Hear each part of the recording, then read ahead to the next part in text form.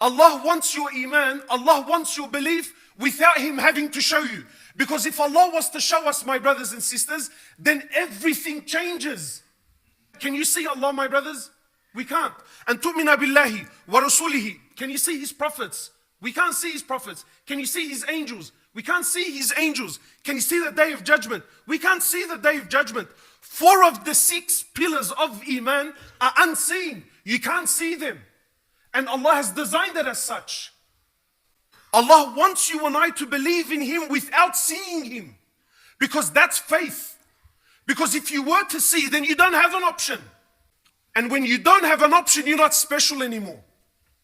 What makes you unique as Muslims is that we believe in Allah, we believe in His Prophet, we believe in the message without seeing. This is iman. And it's important that, my brothers, you understand that as a Muslim, we believe in the unseen. And your whole faith is based on the unseen, and we take pride in this.